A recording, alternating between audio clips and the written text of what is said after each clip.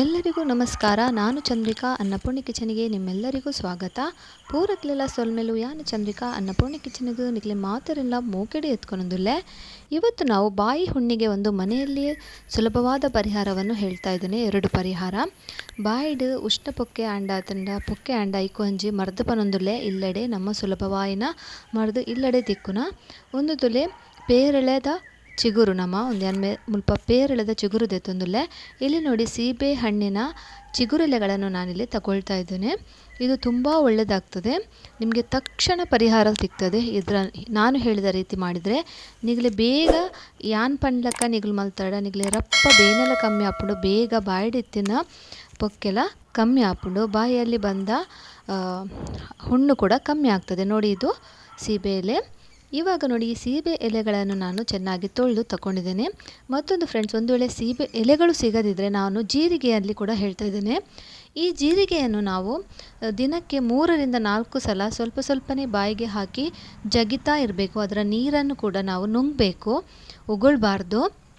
ಒಂಜಿ ವೇಳೆ ನಿಗಲೆ ಪೇರಂಗಾಯದ ಇರೆ ತಿಕ್ಕ ಜಿಂಡ ಪೇರೆಳೆದ ಈ ಜೀರಿಗೆನ ನಿಗಲು ಒಂಜಿ 2-3 ಸಲ ದಿನಕ್ಕೂ ಬಾಯಿಡ್ ಪಾಡ್ದು ಅಗ್ಗಿಯೊಂದು ಇಪ್ಪೊಡು ಐತ ನೀರನ್ನು ನಿಂಗೊಡು ಉಬ್ಬೆರೆ ಬಲ್ಲಿ ರಾತ್ರಿ ಜೆಪ್ಪ ನಗಲವರ ಅಗ್ಗಿದು ನಿಗಲು ಜೆತ್ತಂಡ ನಿಗಲೆ ಮನದ್ದಾನಿಯೇ ಐತ ಬೇನೆ ಕಮ್ಮಿ ಆಪುಂಡು. ರಾತ್ರಿ ಮಲಗುವ ಮೊದಲು ಇದನ್ನು ಜಗಿದು ಮಲಗಿದ್ರೆ ಕೂಡ ಬೆಳಿಗ್ಗೆ ನಿಮ್ಮ ನೋವು ಕಮ್ಮಿ ಆಗ್ತದೆ.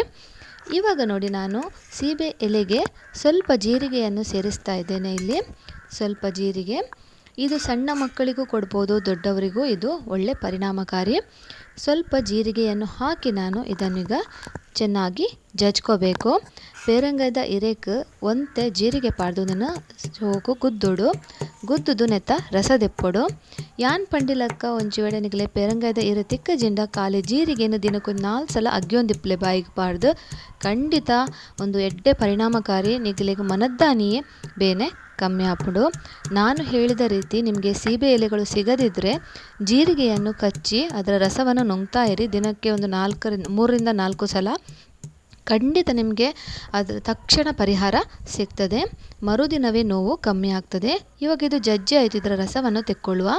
ಒಂದು ಗುದ್ದುದಾಕಿನ ನೆತ್ತ ರಸನ ದೆತ್ತೊನುಡು ನೀರು ಪಾಡ್ರೆ ಬಲ್ಲಿ ಇದಕ್ಕೆ ನೀರನ್ನು ಸೇರಿಸಬಾರ್ದು. ಹೀಗೆ ಇದರ ರಸವನ್ನು ಇನ್ನೊಂದು ಸಲ ಗುದ್ದಿ ಹೀಗೆ ರಸವನ್ನು ತಕ್ಕೋಬೇಕು. 2 ಸಲ ಇಂಚ ಗುದ್ದುದು ಆಯ್ತಾ ರಸ ದೆಪ್ಪೊಡು. ಈ ರಸವನ್ನು ನಾವು ಬಾಯಲ್ಲಿ ಹಾಕಿ ಮುಕ್ಕಳಿಸಬೇಕು, ನುಂಗಬೇಕು, ಅದನ್ನು ಉಗುಳ್ಬಾರ್ದು. ದಿನಕ್ಕೆ 2 ಸಲ ಮಾಡಿದರೆ ಒಂದೇ ದಿನದಲ್ಲಿ ನೋವು ಕಮ್ಮಿ ಆಗ್ತದೆ. ಈ ರಸನ ನಮ್ಮ ಬಾಯಿಗೆ ಪಾಡ್ದು ದಿನಕ್ಕೂ 2 ಸಲ ಬಾಯಿ ಮುಕ್ಕಲ್ತಂಡ ಅವಿನ ರಸನ ನಿಂಗೊಡು ಉಬ್ಬೆರೆ ಬಲ್ಲಿ ಅಂಚ ಮಲ್ತಂಡ ಒಂಜೇ ದಿನಟ್ಟು ಬೇನೆ ಕಮ್ಮಿ ಆಪುಂಡು. ಬೊಕ ರಪ್ಪ ನೀರು ಪೂರ ಪರ್ರೆ ಬಲ್ಲಿ ಇದು ಮುಕ್ಕಳಿಸಿದ ನಂತರ ನೀರೆಲ್ಲ ಕುಡಿಬಾರ್ದು. ಇದು ಸಣ್ಣವರಿಂದ ದೊಡ್ಡವರಿಗೂ ಒಳ್ಳೆ ಮನೆ ಮದ್ದು. ಒಂದು ಎಲ್ಲೆಡ್ ಪತ್ತಿನ ಮಲ್ಲಗಳೆಲ್ಲ ಎಡ್ಡೆ ಮರ್ದು ನಿಗ್ಲಿ ಇಷ್ಟ ಅಂಡ ಆಯ್ನಾತ ಜನಕ್ಕೆ ಶೇರ್ ಮಲ್ಪ್ಲೆ, ಸಬ್ಸ್ಕ್ರೈಬ್ ಮಲ್ಪ್ಲೆ, ಅಂಚನೆ ಕಮೆಂಟ್ ಲೈಕ್ ಮಲ್ಪರೆ ಮರಪುಡ್ಚಿ. ನಿಮ್ಗೆ ಇಷ್ಟ ಆದರೆ ಆದಷ್ಟು ಜನರಿಗೆ ಶೇರ್ ಮಾಡಿ, ಲೈಕ್ ಮಾಡಿ, ಕಮೆಂಟ್ ಮಾಡಿ. ಇನ್ನೂ ಸಬ್ಸ್ಕ್ರೈಬ್ ಮಾಡಿಲ್ಲ ಅಂದರೆ ಸಬ್ಸ್ಕ್ರೈಬ್ ಮಾಡಿ. ಧನ್ಯವಾದ.